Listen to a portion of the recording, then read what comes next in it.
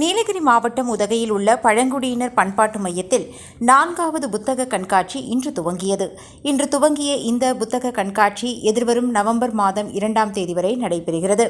இந்த புத்தக கண்காட்சியில் 100க்கும் மேற்பட்ட தமிழகத்தின் தலைசிறந்த பதிப்பகங்களின் புத்தக அரங்குகள் அமைக்கப்பட்டுள்ளன.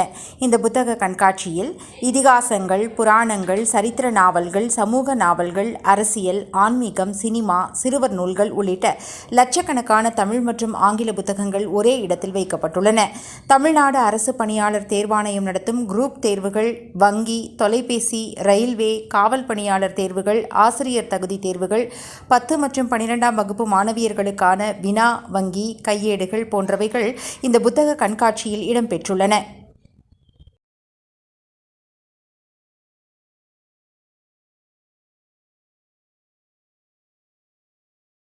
தமிழ்நாடு முழுவதும் அனைத்து மாவட்டங்களிலும் புத்தக திருவிழாக்கள் நடைபெற்று வருகின்றன.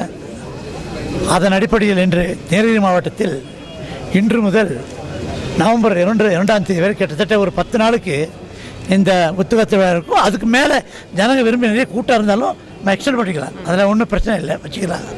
இது மக்களுக்கு மிகப்பெரிய ஒரு பிரயோஜனப்படுற ஒரு சமாச்சாரம். ஏன்னா படிக்கிறதுன்றது எல்லாத்துக்கும் எல்லாமே தெரியறதுக்கு வாய்ப்பு கிடையாது.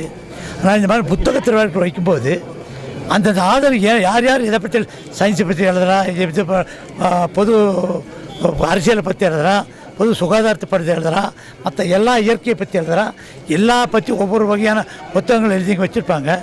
யாருக்கு எதில் இன்ட்ரெஸ்ட் இருக்கோ அதை படித்து அவருடைய நாலேஜை இம்ப்ரூவ் பண்ணுறதுக்கு இது யூஸ் ஆகுது.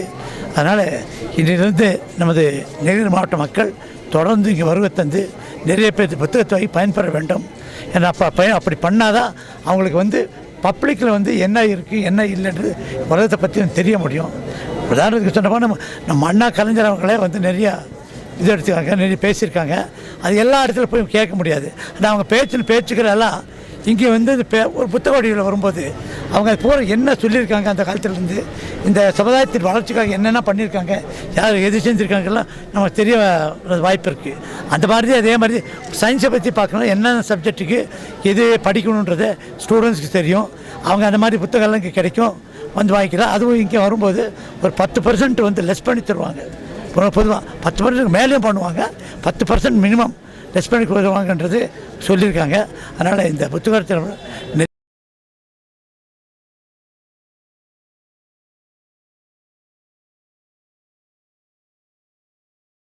ராகம் டிவி யூடியூப் பக்கத்தை சப்ஸ்கிரைப் செய்யுங்கள்.